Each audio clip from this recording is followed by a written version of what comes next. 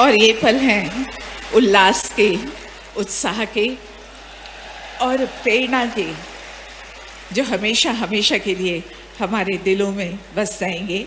जो हमारे यहाँ शिक्षक हैं उनके लिए ये पल बहुत ही स्वर्णिम पल हैं। और माननीय मुख्यमंत्री जी मंच की ओर बढ़ते हुए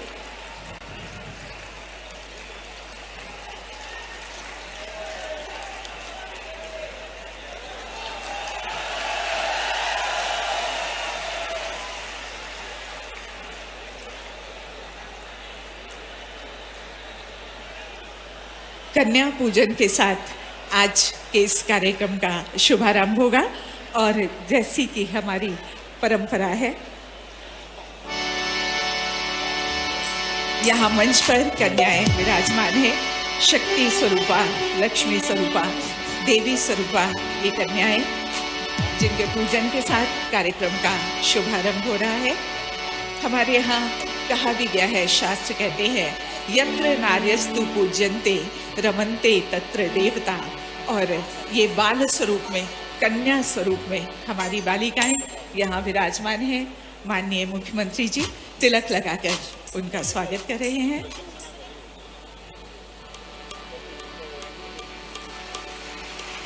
उनको मालाएं पहनाई जा रही हैं।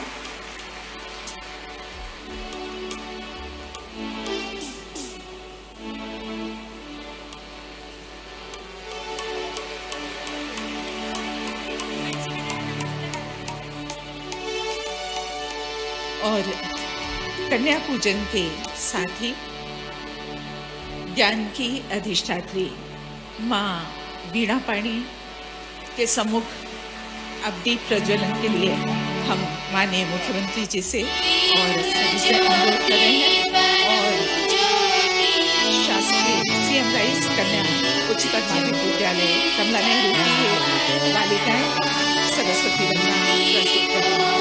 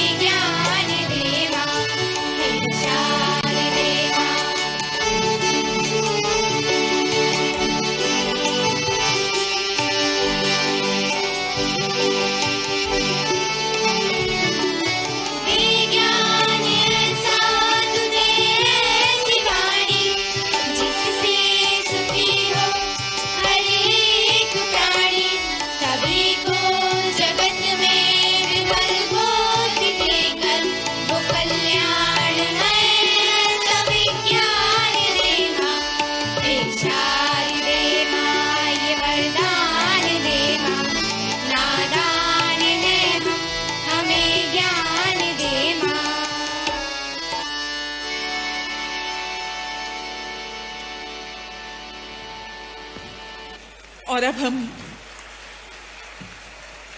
सरस्वती वंदना भी प्रस्तुत की इन छात्राओं ने। ये थी शासकीय कमला नेहरू विद्यालय की छात्राएं। और अब पौधों से हम अपने माननीय मुख्यमंत्री जी का और अतिथियों का स्वागत करने जा रहे हैं। प्रमुख सचिव स्कूल शिक्षा श्रीमती रश्मि अरुण शमी जी से अनुरोध है माननीय मुख्यमंत्री जी के स्वागत के लिए।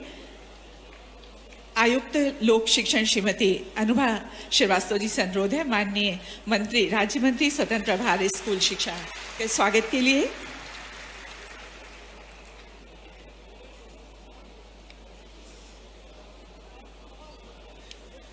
माननीय श्री मधुकर सावले महामंत्री भारतीय मजदूर संघ मध्य प्रदेश यहाँ पर हैं। उनके स्वागत के लिए हमारा अनुरोध है जनजातीय कार्य विभाग के आयुक्त श्री संजीव सिंह जी से। आपसे अनुरोध है माननीय श्री शिव कुमार चौबे जी अध्यक्ष मध्य प्रदेश सामान्य वर्ग आयोग का भी स्वागत करें। और साथ ही स्वागत के लिए आपसे एक बार फिर अनुरोध है श्री रमेश चंद्र शर्मा अध्यक्ष मध्य प्रदेश राज्य कर्मचारी कल्याण के स्वागत के लिए।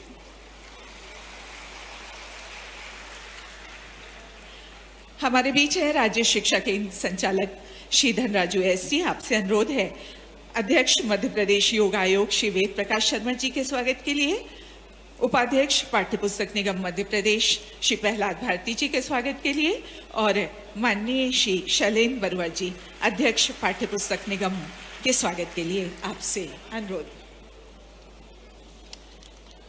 और हमारे बीच में है यहाँ पर श्री छत्रवीर सिंह राठौर जी, श्री तूफान शर्मा जी, श्री मनोज मिश्रा जी, श्री सुनील सिंह जी, श्री संतोष कहार जी, श्री के पवार जी, श्री ब्रजेश पवार जी, श्री अरुण गिरी गोस्वामी जी और श्री हेमंत श्रीवास्तव एवं नोखेलाल तिवारी जी। आप सब यहाँ पर माननीय मुख्यमंत्री जी का माला पहनाकर स्वागत कर रहे हैं और आपकी जोरदार तालियां यहाँ पर होना चाहिए।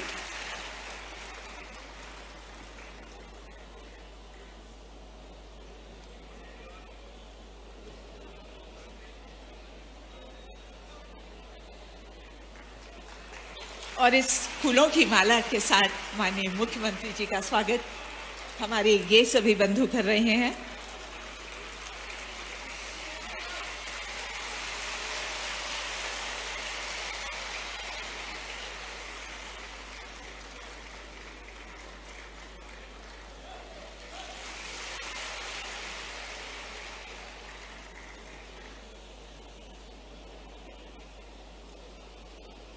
और इस स्वागत के बाद हम माननीय मुख्यमंत्री जी से अनुरोध करेंगे उनके उद्बोधन के लिए। उनके उद्बोधन का वेबकास्ट के माध्यम से संपूर्ण प्रदेश में सजीव प्रसारण किया जाएगा। माननीय मुख्यमंत्री जी।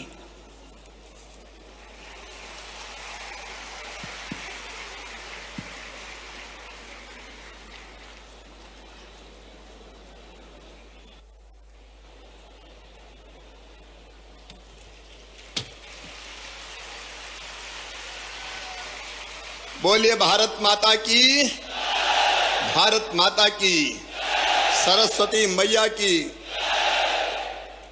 और अतिथि शिक्षक भांजे और भांजियों की। तुमसे ही तुम्हारी जय बुलवा ली।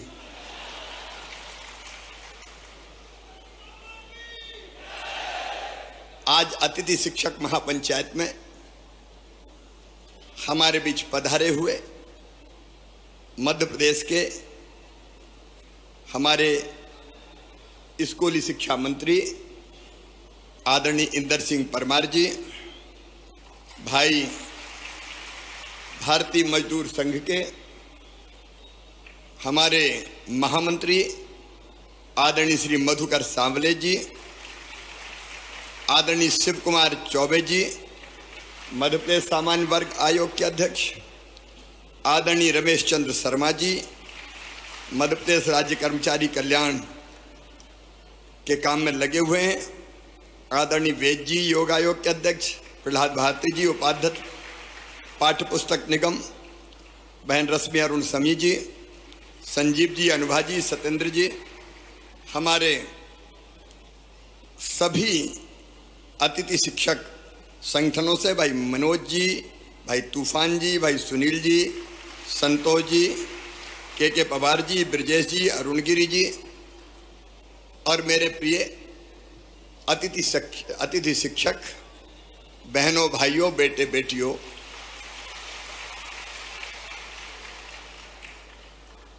पिछली सरकार ने शिक्षा की व्यवस्था ठीक करने के लिए कभी ठोस कदम नहीं उठाए थे और एक अधकचरी व्यवस्था हो गई थी।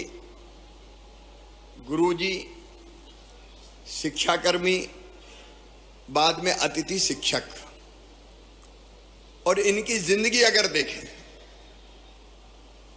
तो ऐसे अनिश्चितता के भंवर में फंस गई थी कि करें तो क्या करें इतने साल पढ़ाने के बाद। मैं एक आपके योगदान को मैं कभी भुला नहीं सकता। जब रेगुलर शिक्षक नहीं थे तब अतिथि शिक्षक के रूप में आपको पढ़ाने का दायित्व सौंपा गया और मुझे प्रसन्नता ये कहते हुए कि अधिकांश अतिथि शिक्षकों ने पूरी कर्तव्य निष्ठा के साथ अपने दायित्व का निर्वाह किया, अपने दायित्व को निभाया। आप वो हैं जिन्होंने हमारी शिक्षा की गाड़ी को आगे बढ़ाया। बच्चों को आप लगातार गांव-गांव में पढ़ाते रहे। मैं आपको इसके लिए हृदय से धन्यवाद देता हूं। आज मैं शिक्षा पे कोई भाषण देने नहीं आया, क्योंकि वो समय समय पे हमारी चर्चा होती रहती है। लेकिन मित्रों, मैं अपनी ड्यूटी मानता हूं कि जिन लोगों ने जी जान से अपने सामर्थ्य और अपने क्षमता के अनुरूप बच्चों को विद्या का दान दिया, उनकी जिंदगी भी कुछ बेहतर की जाए।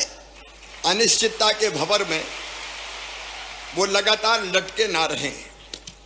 और इसलिए अभी अलग अलग पीरियड के अनुसार आपको मानदेय देने की व्यवस्था है। अब ये पीरियड के हिसाब से नहीं होगी, अब महीने के हिसाब से मानदेय की व्यवस्था होगी।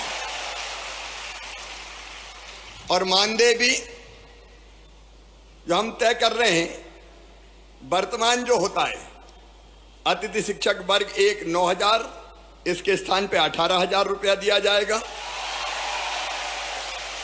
अतिथि शिक्षक वर्ग 2 7,000, उसकी जगह 14,000, और 3 को 5,000 की बजाय 10,000 रुपया ये मानदेय किया जाएगा। और अभी शायद हर महीने करते हैं अनुबंध, क्या करते हैं साल का, तो अब बीच में कोई भी गैप नहीं होगा। एक बार अनुबंध हो गया तो पूरे साल चलेगा, क्योंकि कुछ समय पढ़ाए वो उस समय करें क्या, आखिर उनकी भी तो जिंदगी का सवाल है।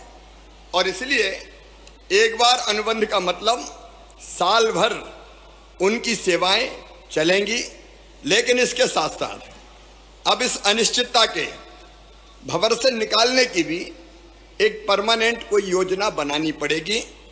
और इसलिए हम एक शिक्षकों की भर्ती में अभी तक अतिथि शिक्षकों को केवल 25% का आरक्षण था, अब 50% बढ़ा के किया जाएगा। क्योंकि जो पढ़ा रहे हैं, जो अनुभवी है, वर्षों का व्यवहारिक ज्ञान जिनको है, अगर वो भर्ती होंगे तो मैं समझता हूं कि वो बेहतर ढंग से बच्चों को पढ़ा सकेंगे, बेहतर ढंग से बच्चों को पढ़ा सकेंगे। और ये व्यवस्था अगली भर्ती से ही जैसे होती है, तत्काल हम लागू करने का काम करेंगे। और अतिथि शिक्षकों को उच्च शिक्षा विभाग के अनुसार प्रतिवर्ष 4 और अधिकतम 20 अंक बोनस के रूप में ये प्रदान किए जाएंगे, ताकि अधिकतम उनका चयन हो सके, उनका सिलेक्शन हो सके। आप पढ़ाने का काम कर रहे हैं, लेकिन पूरे मान और सम्मान के साथ पढ़ाएं। एक मैं ये भी तय कर दूंगा कि जैसे नियमित पढ़ाने वालों को वेतन मिलता है, अब चूंकि वेतन तय हो गया है, मानदेय तय हो गया है, इसलिए निश्चित महीने की 1 तारीख, 1 या 2 3 4 जो भी होती है, उसमें सबको मानदेय मिल जाए, भटकना ना पड़े, परेशान ना होना पड़े, ताकि इनके घर की गाड़ी भी चल सके, परिवार को भी ये ढंग से देखने का काम कर सके। और एक मैं गुरुजियों की तरह एक योजना बनाऊंगा कि जिसमें पात्रता परीक्षा लेके भी हम अतिथि शिक्षकों को नियमित करने की दिशा में आगे बढ़ सकें। जब गुरुजी के लिए किया है तो उनके लिए भी हम सोच सकते हैं। केवल जो आरटीए के अंतर, आपको पता है शिक्षा का जो कानून है आरटीई, उसके अंतर्गत डीएड बीएड वाली जो बाध्यताएं हैं वो हम रिलैक्स नहीं कर सकते, क्योंकि वो केंद्रीय कानून है। लेकिन उसको छोड़ के मेरी इच्छा है कि तुम सब नियमित हो जाओ, ढंग से पढ़ाओ, बच्चों को भी ठीक से पढ़ाओ, और बच्चों के साथ साथ अपने परिवार का भी आप ध्यान रख पाए। आपने इतने दिन में जहां गया बहुत अनुशासित तरीके से अपनी बात रखने का काम किया। मैं जहां जाता था मेरे अतिथि शिक्षक मित्र मिलते थे और बड़े अनुशासित ढंग से अपनी बात करते थे। मेरी आपसे इतनी अपील है कि मैं आपकी चिंता करूंगा, भारतीय जनता पार्टी की सरकार आपकी पूरी चिंता करेगी। आपकी जिंदगी अनिश्चित हम नहीं रहने देंगे, निश्चितता लाकर ही रहेंगे। कई कदम मैंने आपको बता दिए, लेकिन आपसे भी मेरा आग्रह है कि शिक्षक का मतलब सामान्य सेवा नहीं है, यह है बच्चों का भविष्य बनाने का काम। आज जो बच्चे पढ़ेंगे वो ही मध्य प्रदेश बनाएंगे, वो ही अपने देश को बनाएंगे। तो मेरी अपील है कि बेहतर से बेहतर पढ़ाई, बेहतर से बेहतर शिक्षा, और उसके लिए अगर हम अपने आप हमको ट्रेनिंग प्राप्त करनी हो, हमको कई चीजें सीखनी हो, तो आप उसकी भी भरसक कोशिश करना कि आप अपने आप को कैसे और ज्यादा सक्षम बना सकते हैं। शिक्षकों का भाषण नहीं बोलता, शिक्षकों का आचरण बोलता है, प्रभावित वही करता है। और इसलिए आपका आचरण बोले। आपको देखे देखो मैं आज जो कुछ हूं, मैंने अनेकों बार कहा है, मैं आज फिर कह रहा हूं कि मैं जो कुछ हूं आज, उसमें सबसे बड़ा योगदान है तो मेरे माता पिता के बाद मेरे गुरु, मेरे शिक्षक श्री रतन चंद जैन जी का है। मैं उनको बारंबार प्रणाम करता हूं। गुरु चाहे तो बच्चों की जिंदगी बदल दे, और इसलिए अपने यहां कहा है, गुरु गोविंद दोऊ खड़े काके लागू पाए, बलिहारी गुरु आपकी गोविंदिया बताए, गोविंदियो बताए। शिक्षा वो है जो मनुष्य को मनुष्य बना सके, शिक्षा वो है जो मुक्ति दिला सके। सा विद्या या विमुक्त है, शंकराचार्य जी महाराज ने कहा था। इस लोक में भी और परलोक में भी मेरे प्रिय भांजे और भांजियों, मैं यही आग्रह आपसे, देखिए मैं सरकार नहीं चलाता, मैं परिवार चलाता हूं, परिवार चलाता हूं। शायद ये पहली बार है जब मैंने मध्य प्रदेश के जितने हमारे साथी हैं कर्मचारी, उनकी ऐसी पंचायत बनाई। कोई की हिम्मत है कि पंचायत बुला ले, ये मामई की हिम्मत है कि पंचायत बुलाता है और चर्चा करके समस्याओं का समाधान। क्योंकि आप भी हमारे हो, मेरे परिवार के अभिन्न अंग हो, तो आपका सुख और दुख भी तो मेरा है। आपका एक कमिटमेंट मुझे चाहिए कि पढ़ाने में हम कोई कसर नहीं छोड़ेंगे। बोलो सब तैयार हो तो बोलो भारत माता की। एक कमिटमेंट आपका कि पढ़ाने में आप कोई कसर नहीं छोड़ेंगे, और दूसरा कमिटमेंट मेरा कि मैं आपकी जिंदगी में अनिश्चितता नहीं रहने दूंगा, निश्चितता लाकर ही चैन की सांस लूंगा। और उसकी कई चीजें मैंने आपके सामने रखी है, वो नीति बना के आपके भविष्य को भी सुरक्षित रखेंगे। क्योंकि आपके भी तो बच्चे हैं, आपके भी तो बेटा, कई की तो शादी हो गई और कई बार पहले शादी हो गई। कितने सालों से पढ़ा रहे हैं? मैं समझता हूं कि 15-15, 20-20 साल से पढ़ाने वाले भी शिक्षक हैं कि नहीं? अतिथि शिक्षक वो भी हैं। तो ये कहां जाएंगे? इनको कहां रास्ते में देंगे? क्या इनको जीने का नहीं है? क्या इनको मुस्कुराने का अधिकार नहीं है? और इसलिए आज मैं भरे भाव से कह रहा हूं कि आपकी चिंता मैं करूंगा, जिंदगी में निश्चितता लाएंगे।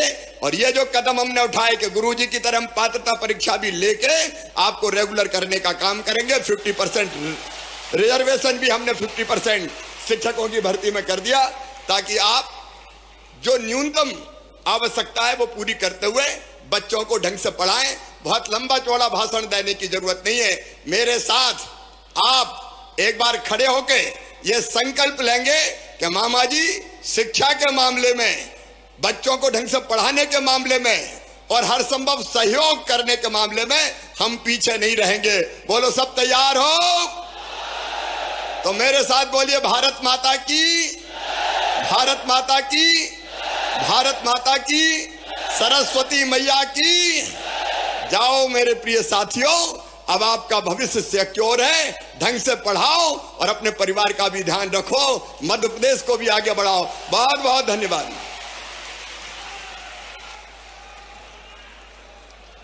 बहुत बहुत धन्यवाद माननीय मुख्यमंत्री महोदय आपका। हम आभार व्यक्त करते हैं माननीय मुख्यमंत्री जी का। माननीय राज्य मंत्री स्कूल शिक्षा आपका। लेकिन अभी तक तो हर जगह मुझे मिलते थे, अब मिलोगे कि नहीं मिलोगे? तो ठीक है, फिर मिलते हैं।